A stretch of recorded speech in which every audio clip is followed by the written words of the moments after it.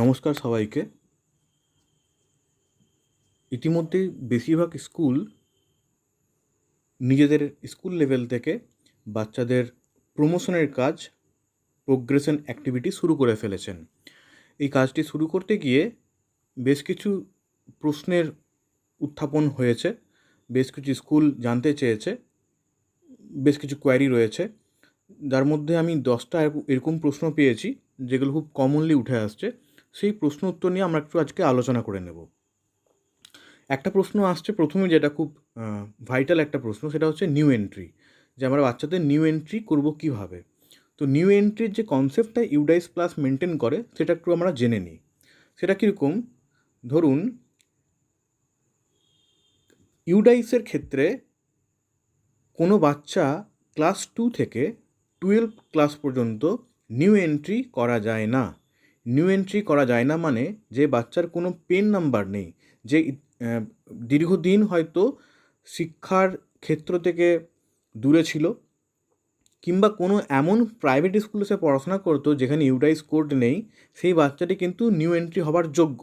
কিন্তু ইউডাইস প্লাসে নতুন করে এন্ট্রি করার কোনো ব্যবস্থা নেই, এবং এটা খুব টেকনিক্যালি করা হয়নি। কারণ ডিপার্টমেন্ট জানতে চায় একটি বাচ্চা কেন দীর্ঘদিন ধরে লং অ্যাবসেন্ট ছিল, বা কেন সে শিক্ষার আঙিনায় আসেনি। এই বিষয়ে একটা স্বচ্ছতা রাখার জন্যই কিন্তু এটা করা হয়েছে। তাহলে যদি, কিন্তু আমাদের স্কুলে তো আমরা জানি এরকম তো হয় যে ক্লাস 5-এ বা 6-এ বা 7-এ বা 2-এ বছরের বিভিন্ন সময়ে নতুন বাচ্চা এসে ভর্তি হতে চায়, এবং আমাদের ভর্তি নিতেই হবে। এমনটা নয় যে ইউডাইসে এন্ট্রি হয় না বলে, নিউ এন্ট্রি হয় না বলে আমি বাচ্চা ভর্তি নিতে পারবো না। বাচ্চাকে তো ভর্তি নেব। তাহলে উপায় কী? উপায় হচ্ছে, এখানে একটি ফর্ম 2 হয়, যেটা আগামী দিনে আপনাদের দেখানো হবে। এখনই এটা দেখাচ্ছি না, কারণ ফর্ম 2 এর কাজ এখনও শুরু হয়নি। ফর্ম 2 আপনাকে ফিল আপ করতে হবে স্কুল এন্ডে, যেটা সিল সাইন করার পর আপনারা দেবেন, এসআই অফিসে জমা দেবেন, এবং এসআই অফিস সেটাকে অ্যাপ্রুভ করে আবার ডিস্ট্রিক্ট অফিস পাঠাবে, এবং ডিস্ট্রিক্ট অফিস থেকে সেটা স্টেট অফিসে যাবে। স্টেট লেভেল থেকে সেটা কিন্তু অ্যাপ্রুভ করা হবে। তখন একটি বাচ্চা নিউ এন্ট্রি হয়ে আপনার লগ ইনে দেখাবে। ইউডাইসের ক্ষেত্রে নিউ এন্ট্রির ব্যবস্থা পিপির ক্ষেত্রে আছে, এবং ক্লাস 1-এর ক্ষেত্রে আছে, ইউকেজির ক্ষেত্রেও আছে। আগামী দিনে ইউকেজির কনসেপ্ট আপনারা পরিচিত হবেন, যে ইউকেজি আসছে আমাদের। অলরেডি ইউডাইস ইউকেজি মেনটেন করে। তো সরকারি স্কুলের ক্ষেত্রে বলছি, বর্তমানে যে ব্যবস্থা রয়েছে, পিপিতে এবং ক্লাস 1-এ আপনারা পিপিতে এবং 1-এ আপনারা নিউ এন্ট্রি করতে পারবেন। কিন্তু সেটা তখনই সম্ভব হবে যখন আপনার অলরেডি যে এক্সিস্টিং বাচ্চাগুলি রয়েছে তাদের প্রমোশনের কাজ আপনারা কমপ্লিট করে ফেলবেন।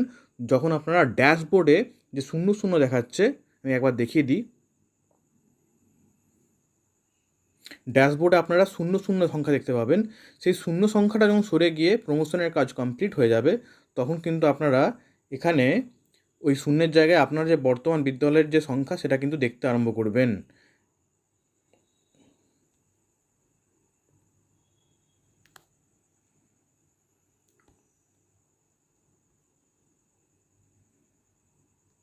দেখুন, এখানে বর্তমানে এই স্কুলটিতে ক্লাস 1-এ 20টা দেখাচ্ছে বাচ্চা, ক্লাস 2-এ 0 হয়ে আছে, ক্লাস 3-তে 0 হয়ে আছে, 4-এ 33 দেখাচ্ছে, এবং পিপিতে 0 হয়ে আছে। দ্যাট মিনস এখনও এখানে সম্পূর্ণভাবে কিন্তু প্রমোশনের কাজ স্কুলটিতে কমপ্লিট হয়নি। কমপ্লিট হয়ে যাওয়ার পর কিন্তু এইখানে এই যে একটা যেটা কমপ্লিট হয়ে গেছে, ধরুন ক্লাস 1-এ 20টা বাচ্চা দেখাচ্ছে,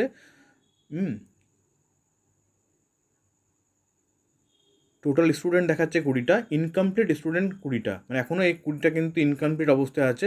এখানে কমপ্লিট হয়ে যাওয়ার পর এখানে আপনারা এই যে ভিউ আছে, ভিউ ম্যানেজ থেকে আপনারা কিন্তু বাচ্চাদের যেন আপডেট করে নেবেন প্রত্যেকটা বাচ্চার প্রোফাইল, তখন কিন্তু আপনারা নিউ এন্ট্রির জায়গায় পৌঁছবেন। তো এই হচ্ছে নিউ এন্ট্রির কনসেপ্ট। সেটা কি আগে বলে দিই, যে ক্লাস 2 থেকে ক্লাস 12 পর্যন্ত নিউ এন্ট্রি করা যায় না। আপনাদের একটি বিশেষ ফর্ম 2 ফিল আপ করে জমা করতে হবে। সেটা আগামী দিনে সেই প্রসেস চালু হবে। আপাতত আপনারা পিপি এবং 1-এ নিউ এন্ট্রি করতে পারবেন। দ্বিতীয় প্রশ্ন, কাকে প্রমোট করব, কাকে করব না? এই প্রশ্নটা কেন আসছে? এই প্রশ্নটা এসছে এই জন্য যে ধরুন একটি বাচ্চা খুব দুর্বল, সে একেবারেই নাম্বার পায়নি, খুব কম নাম্বার পেয়েছে বা লং অ্যাবসেন্ট হয়ে আছে বা আরও কোনো কারণ হতে পারে। এরকম বিভিন্ন কারণে আমরা দেখি যে আমরা অনেক সময় আমাদের মধ্যে এরকম দ্বিধা আসছে যে বাচ্চাটা কি প্রমোটের যোগ্য না যোগ্য নয়। এখানে কনসেপ্ট আমি ক্লিয়ার করে দিই, কোন বাচ্চারই প্রমোট হবে এবং কোন বাচ্চারই প্রমোট হবে না। ধরুন প্রোগ্রেশন অ্যাক্টিভিটিতে গিয়ে আমরা দেখতে পাই, একটা ক্লাস নিয়ে নিই।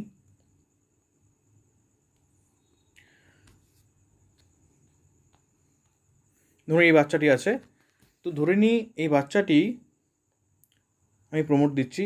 বাচ্চাটি খুব কম নাম্বার পেয়েছে, 20% মার্কস পেয়েছে এবং গোটা বছরে হয়তো মাত্র 30 দিন স্কুলে এসেছে, কিন্তু একে আমি প্রমোট করবো কি করবো না, এটা হচ্ছে প্রশ্ন। আপনি অতি অবশ্যই একে প্রমোট করতে বাধ্য। কেন বাধ্য? আমাদের রাজ্যে পাস ফেলের কিন্তু কোনো নিয়ম নেই। আমাদের পিপি থেকে ক্লাস 8 পর্যন্ত কোনো ফেলের অপশন নেই, কোনো বাচ্চা ফেল করে না। বাচ্চা ড্রপ আউট হতে পারে, বাচ্চা লং অ্যাবসেন্ট হতে পারে, বা অন্য কোনো বিষয় হতে পারে, বা এমন একটা ঘটনা ঘটেছে বাচ্চার জীবনে যেটার জন্য বাচ্চা কিন্তু স্কুলে আঙিনে আসতে পারছে না, সেটা হতে পারে। কিন্তু বাচ্চাটি ফেল করেছে সেটা কিন্তু আপনি দেখাতে পারবেন না, কারণ আপনি দেখুন এখানে ফেলের অপশনটাই নেই। হয় সে বাচ্চা অন্য স্কুলে চলে গেছে, এটা হতে পারে। তো আপনি কিন্তু বাচ্চাটাকে প্রমোট আপনাকে করতেই হবে পিপি থেকে ক্লাস 8 পর্যন্ত।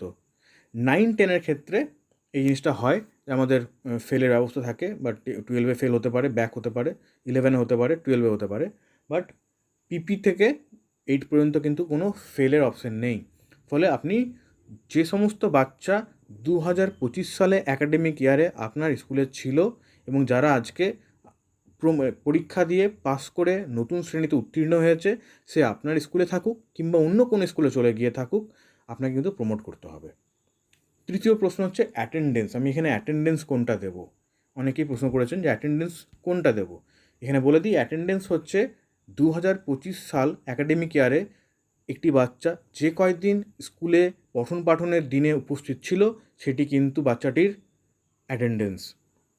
আপনার বিদ্যালয়ের যে শিক্ষক মহাশয়রা আছেন বা শিক্ষিকারা আছেন, আপনাদের অ্যাটেন্ডেন্সের সঙ্গে কিন্তু বাচ্চাদের অ্যাটেন্ডেন্স গোলাবেন না।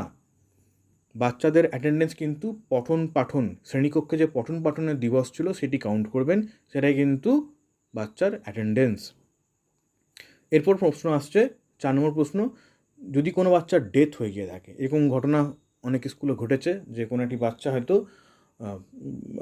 অ্যাকাডেমিক ইয়ারের মাঝখানে বা যে কোনো সময় হয়তো তার ডেথ হয়ে গেছে কোনো কারণবশত।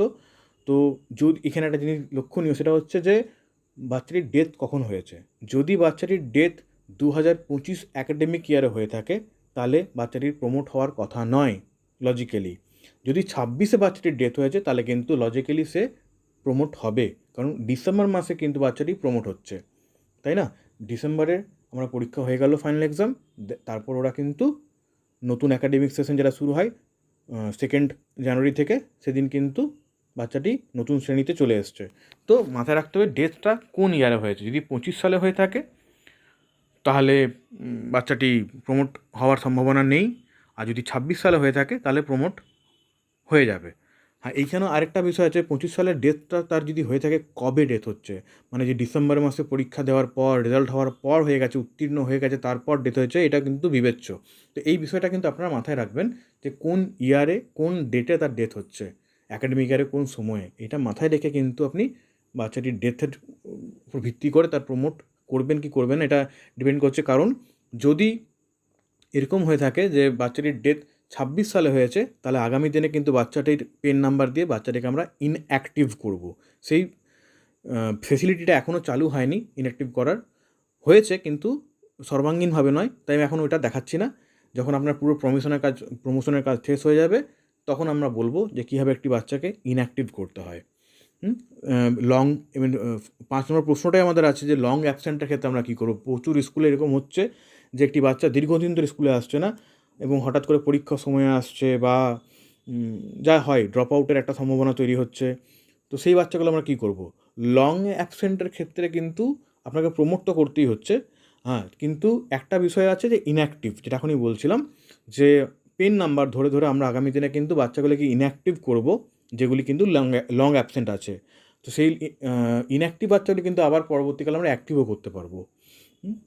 তারপর একটা প্রশ্ন এসছে যে একটি বাচ্চা অন্য রাজ্যে স্থানান্তরিত হয়ে গেছে। আমাদের পশ্চিমবঙ্গ থেকে প্রায়শই এরকম অনেক বাচ্চা আছে যারা আমাদের পার্শ্ববর্তী রাজ্যগুলোতে, যেমন ঝাড়খণ্ডে, বিহারে, ইউপিতে বা অন্ধ্রপ্রদেশ, অন্য অন্য রাজ্যতে কিন্তু ট্রান্সফার হয়ে যায় পিতামাতার বিভিন্ন চাকরি সূত্রে হোক বা ব্যবসায়িক সূত্রে হোক বা যে কোনো কারণেই হোক, পরিবার কিন্তু রিলোকেট করে। তো এইটা একটা হিউজ, আমাদের প্রত্যেক স্কুলের ক্ষেত্রে আমরা দেখেছি যে এরকম রিকোয়েস্ট গোটা বছর ধরে আসতে থাকে, যে গার্জেনরা রিকোয়েস্ট করছে স্কুলকে, আমার বাচ্চাকে নিয়ে আমি অন্য রাজ্যে স্থানান্তরিত হচ্ছি, তো আমার ট্রান্সফারের ব্যবস্থা করে দিন। তো ট্রান্সফার ব্যবস্থা বাংলা শেখার ক্ষেত্রে সেটা কিন্তু খুব সমস্যা হচ্ছিলো, কারণ বাংলা শেখায় পেন নাম্বার জেনারেট হয় না। কিন্তু যেহেতু এখন ইউডাইসে আমরা পেন নাম্বার পেয়ে গেছি প্রত্যেকটি বাচ্চার, তাই খুব সুবিধা যে আপনি যখন ট্রান্সফার আউট করে দিলেন এবং লেফট স্কুল, এই অপশানটা এখানে দেখে নিন, এই যে রয়েছে left school with TC, without TC করবেন, তখন আপনার কারণ জানতে চাওয়া হয়। এখানে রয়েছে দেখুন ফ্যামিলি রিলোকেশন বা ট্রান্সফার, এইটা আপনি যদি দিয়ে দেন তাহলে আপনার কাজ মিটে গেল। কারণ আপনি যখন এটাকে আপনি ট্রান্সফার আউট করছেন তখন কিন্তু এই বাচ্চাটি ড্রপ বক্সে চলে যাবে। ফলে যে কোনো রাজ্য থেকে, ভারতবর্ষের যে কোনো রাজ্য থেকে এই বাচ্চাটিকে খুব সহজে পেন নাম্বার দিয়ে লোকেট করে তাকে নিজের স্কুলে সেই স্কুল ইম্পোর্ট করে নেবে। 7 নম্বর প্রশ্ন এসছে যে পিপিতে তো এক্সাম হয় না, তো পার্সেন্টেজ কী দেবো? খুব ভালো প্রশ্ন। আমরা পিপির একটা নিয়ে নিই ক্লাস, পিপি নিলাম, সেকশন ধরে নিই এ গো। তো এই হচ্ছে পিপি। তো পিপিতে পরীক্ষা হয় না, তো আমরা কী করব? ভালো প্রশ্ন এটা, খুব একদম আমাদের হয়েই থাকে এই জিনিসটা স্কুলে। তো আমরা কি করব পিপির ক্ষেত্রে? আচ্ছা, পিপি এখানে এই স্কুল কিন্তু অলরেডি ফাইনালাইজ করে দিয়েছে, ফলে এখানে পিপিটা খুলছে না। আপনারা দেখতে পাচ্ছেন আমি ক্লিক করছি কিন্তু খুলছে না।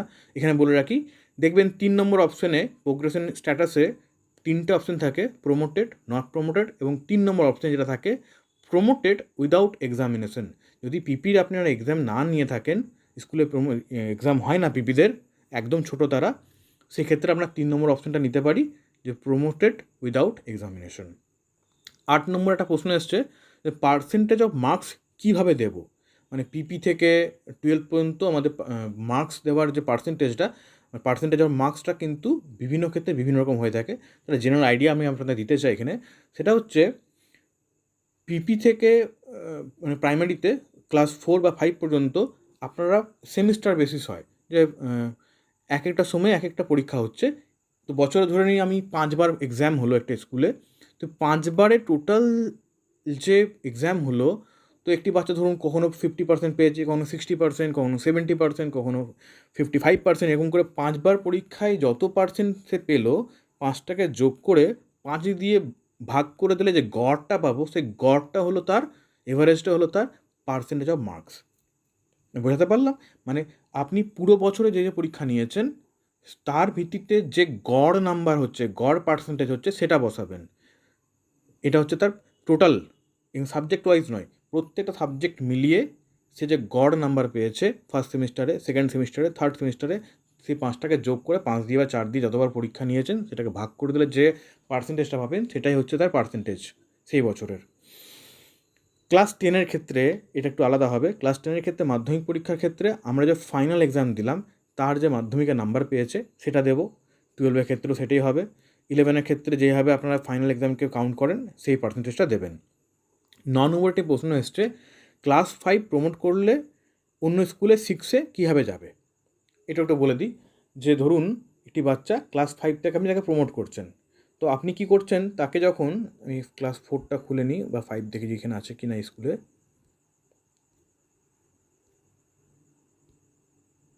এখানে 4 পর্যন্ত আছে স্কুলে, যদি 4 পর্যন্ত থেকে থাকে তো আপনি তো এটা এই স্কুলের এটা ফাইনাল ক্লাস, তো এখান থেকে সে প্রমোট করবে, কীভাবে করবে? প্রমোটেড করলো, পার্সেন্টেজ অফ মার্কস ধরে নিয়ে দিল 90%, বাচ্চাটি স্কুলে এসেছে ধরে নিন 205 দিন। এবার আমি কী করব, তাই না? তো left school with TC, without TC, যাই হয়ে থাক, এবং রিজন কেন সে অন্য স্কুলে গেল বা কী কারণে গেল, তো এখানে একটাই অপশান আছে, হাইয়ার ক্লাস নট অ্যাভেলেবেল।